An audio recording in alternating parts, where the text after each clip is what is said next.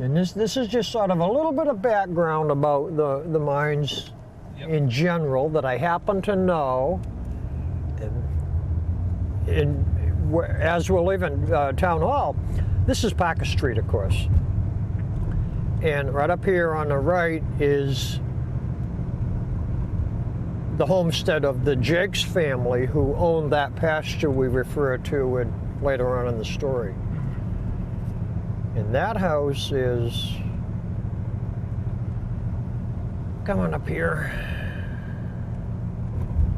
What's the significance of that? This is the Jakes. And what did they do again? They were the people that... They owned the pasture. They had a farm here. The barn was across the street, one of, and another one behind the house. Long gone, of course. They had a pasture out there in that area. That entire area was many, many pastures for people that lived here in town. In the beginning, most of the residents in town lived in town but farmed out in the country or had pastures out in the country. A pasture like that would be for young stock or dry cows which haven't calved yet, because they would live out there for the summer. They'd just take them out there in the spring and they'd be there until fall. Okay. We talked about the access and the right-of-way through my family's property, or will certainly, and had a couple of times when the last owners had the property, they tried to gain access other ways. And I can show you where those were. That's why we're making this detour. So I read your story and you said that so your grandmother was the one, your great-grandmother was the one who had the access point for them to get to that mine. Her husband had died by then. She and my grandfather were there at the farm. Yep. And hence they had to deal with her to go through that property. And then later on,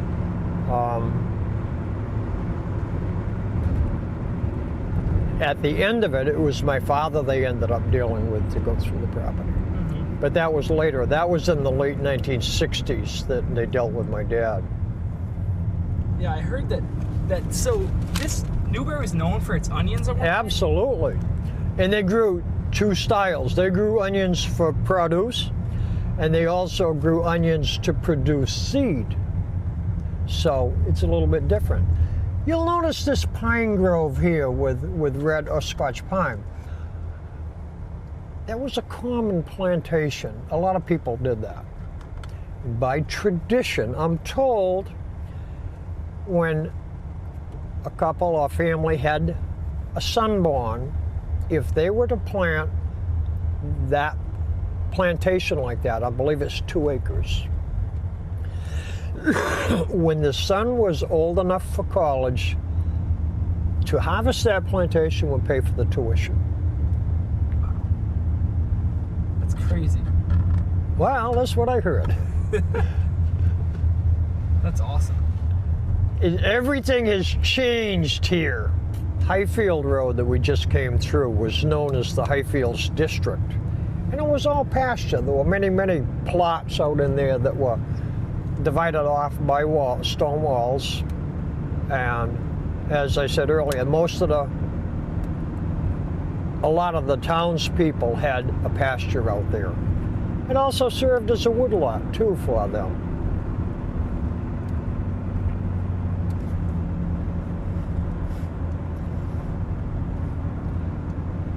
I could even throw in a commercial here too.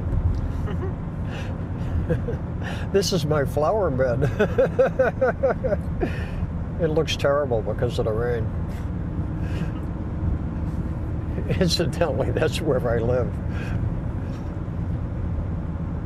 Okay, well, this is ore bucket. It's a really nice design.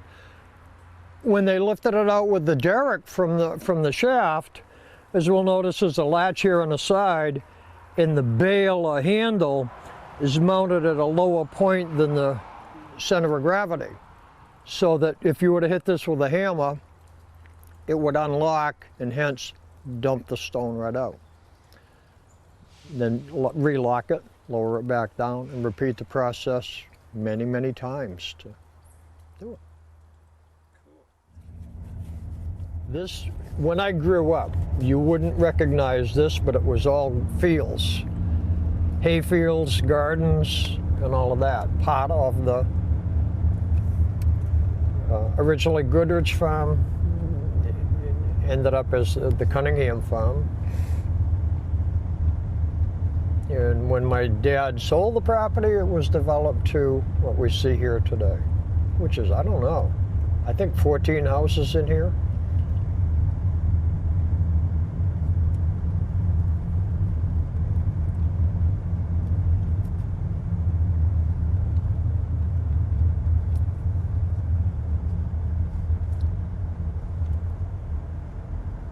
And right here is where we will begin our trek. In my memory, this was all woods up in here on our right, and on our left was pasture for the farm.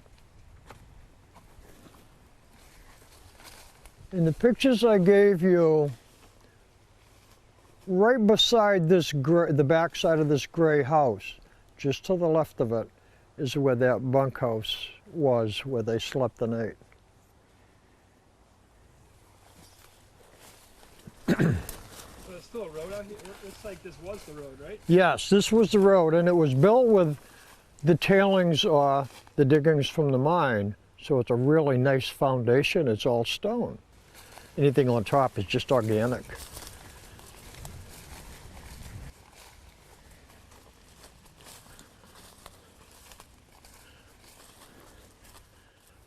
This cement foundation or wall here is the remnants of a coal bunker where they stored the coal to feed the steam boiler in the plant.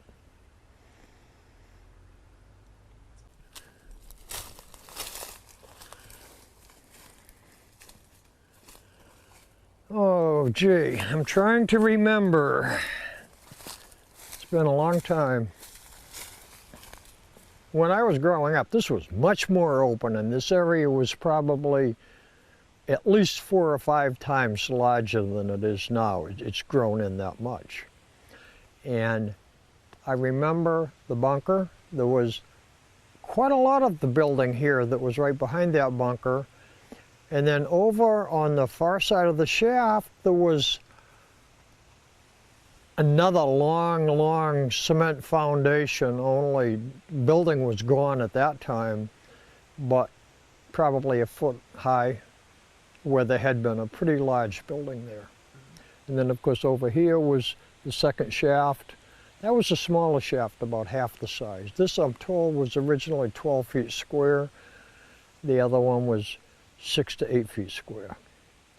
And they went down to a depth of about 20 feet, with at least 2 horizontal shafts that connected the two together.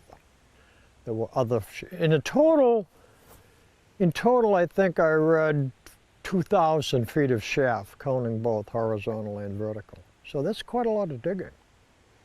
And these tailings and all came out of there, and we noticed many different types of minerals in it. Well, the whole mining boom started in 1874, rumored to be that a man named Edwin Rogers, or Ed Wood Rogers, walking in the pasture here, found a shiny looking rock, took it to a friend of his to look at, a man named Adams. Mr. Adams took the rock and had it looked at closer, determined that there may be some silver in it, and talked to a number of people about it. determined maybe this might be something here. So went to the Jakes family who owned the pasture. It was, at that time, it was about a 13 to 14 acre pasture that they used for their cattle, and bought it for a reasonable price.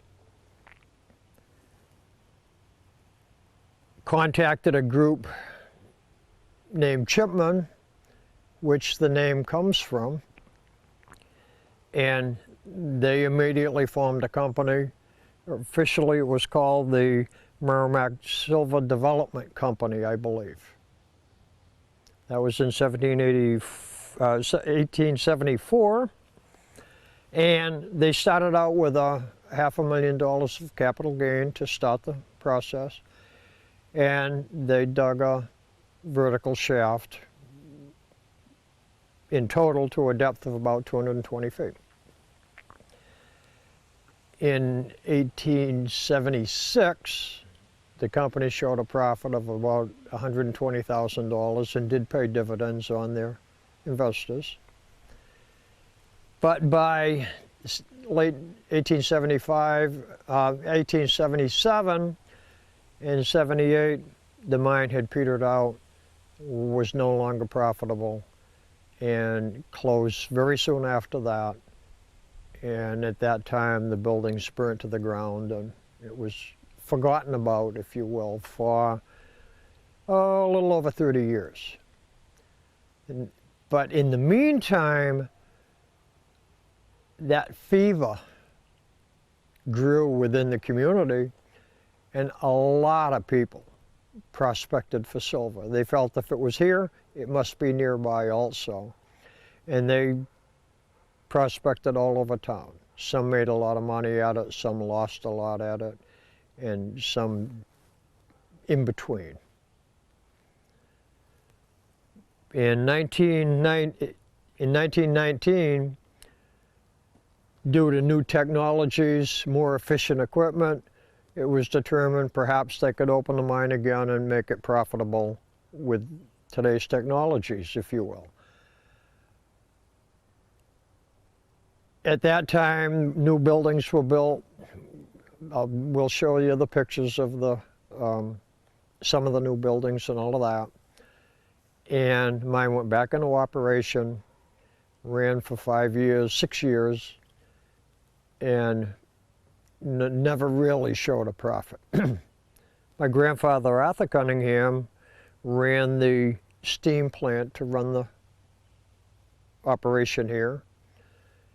And he always maintained that it was pure speculation to promote the stock sales rather than to actually find ore. I can't say myself. But it never paid off. And when the company went bankrupt, the buildings were just left abandoned and decayed to the point we see today, really. And all of the machinery was either sold off or scrapped. The only thing left that I know of is the mine bucket that we saw earlier. I can point out one other thing too.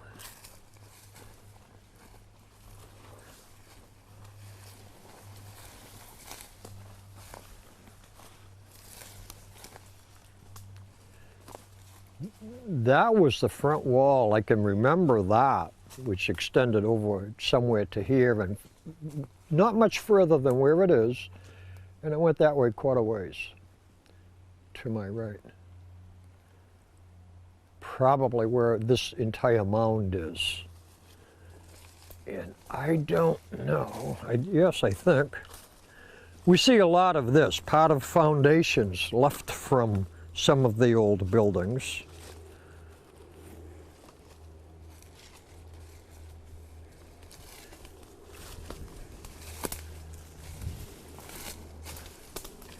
Okay. And here's another foundation of a building. I think I mentioned that one earlier.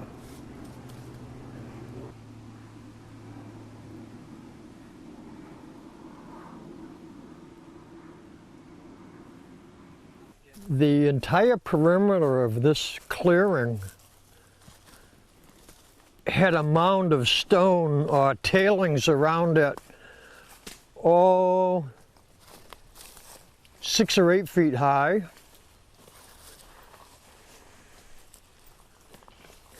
And one time back in the late, what was it? The late 1960s, I worked here for a little while with a company that did a lot of test borings on the site. And at that time, they bored every 100-foot grid, took out many, many samples to have assayed and all of that. Now, one thing that sticks out of my mind is right over here, there's a pipe out of the ground, which they just actually drove into the shaft so they could have a water supply. They put a pump on it, and surface water is only about 14 to 15 feet down, so it isn't hard to get water here. But rather than bring water from a distance away, they simply drove a pipe in here so they could use it for the drilling equipment. Okay, in the main shaft, they would have to dig out a cavity in the side of that shaft, like a room, and they would install a wooden tank in there for water. They would have a pump way down low, would pump up and fill that. And then they would have to have a second pump to pump that water to the next stage to get it out of the well. They couldn't push it that whole 200 feet in the beginning. So they probably would have to have had 2, maybe 3 stages to get it out. Hence, you'd have a number of pipes that went down the well. One like that would be normal.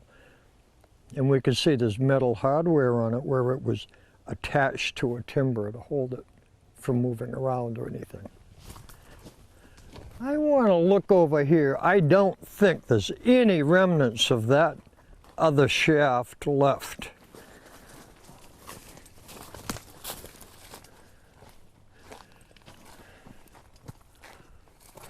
Should be in this area right in here somewhere.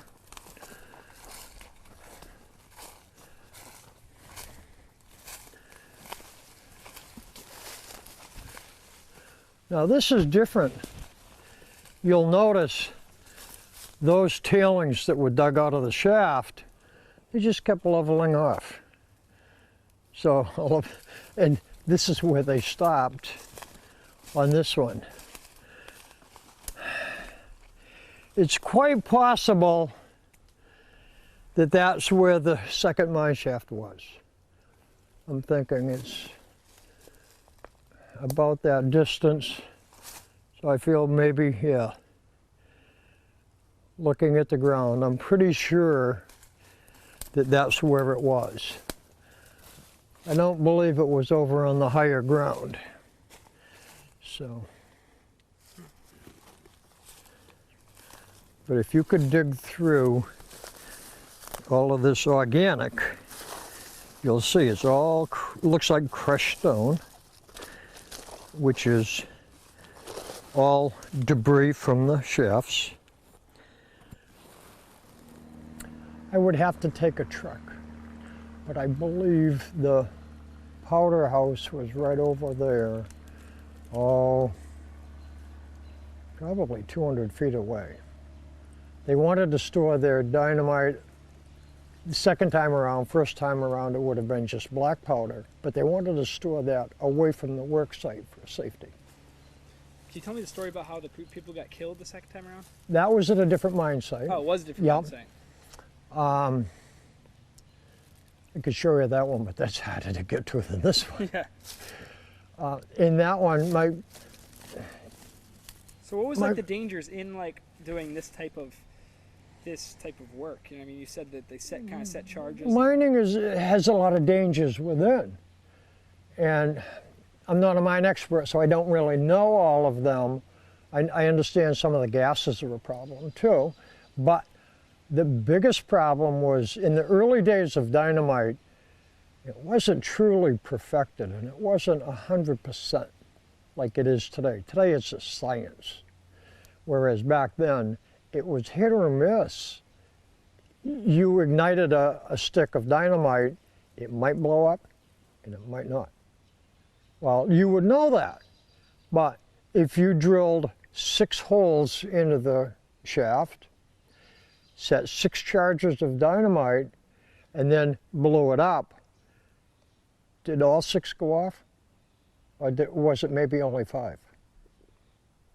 Where today, if we were doing that, they use different caps to ignite it, which are on a delay, you can count. And it actually is done electronically, so you know for a fact that yes, in fact, it did blow up. But in those days, it wasn't the case. Dynamite is very unstable, the early dynamite especially, and in that other mine accident, which that went on, I don't know that that mine even had a name, but it's just off to the west here, a quarter mile. My grandfather worked there first. They were running that mine, got down, I'm told, to about 80 feet depth. They had set a charge off. 2 men went down with the derrick ore bucket, using crowbars to loosen the rocks to put in the bucket. One of them struck a spark, ignited a dynamite charge that hadn't gone off, and they were almost killed instantly. At that time, that mine was shut down right away, and soon after that is when my grandfather came to this mine to run the boilers. There were also 2 more mine shafts that were dug and explosives used between this site and that site. And I have no knowledge of those as to who, when, and how. I would like to look. I'll take a quick walk and see. I don't know why I feel there, because I'm thinking it should be more to my right, but this property is now owned by the Mass Fish and Wildlife and is part of a hunting reserve.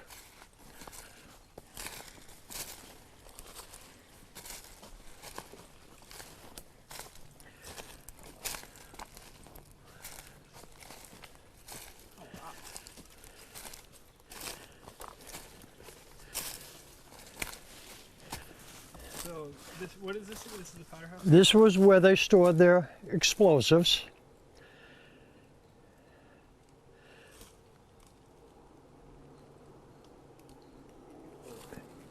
As a youngster growing up in the area, all of the walls were like that. That was as high as it ever was. Then it had a wooden roof over the top. And sort of the interesting thing about it is it's almost like a maze the way you entered it, because you would walk in over here and go around to go inside. May be able to see better from here. I think this is some of the veining in the rock, which would be an indicator. The white is quartz, I do know that. That's about as much as I know about minerals. But it's an indicator of the presence of your better minerals. And we'll notice it all through in different forms and stages, but there's many, many different. Here's a different type of one here.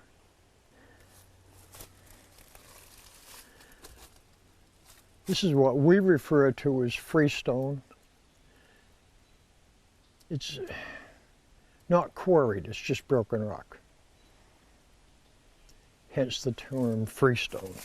All of your stone walls, for example, they were very important for 2 reasons. This stone wall here is a boundary, or was at one time, between 2 people's lands. In this case, probably that's the only reason it was built. But in a lot of cases, it's to either separate a field from a wooded area, or also because it's a field and you're using it as such, you want to get rid of the rocks, so you put them to the edge to build a wall. So there were plenty of them to do that. This is an interesting site here. Very typical.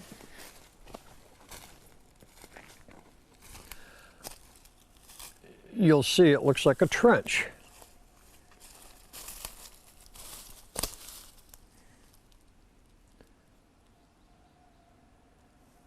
And people would dig these all over town, and I've seen many, many traces of this throughout the woods, literally all over town, where they would dig down to the rocks, solid rock, to look for those veins I mentioned as that indicator.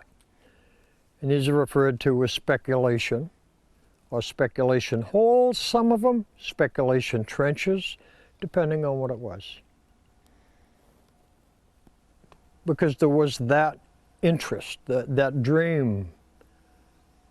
Should we find silver, we could become rich, and a lot of people do want to follow their dreams.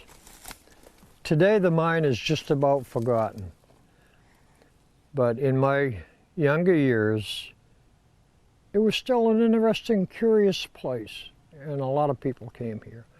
Rock hounds came here from all over because they had heard about it. And also people from Newburyport and Newbury came here to show their children because they had heard about it and they wanted their children to know about it, so hence they did. But today it's very unusual to have anyone ask to go to the mine.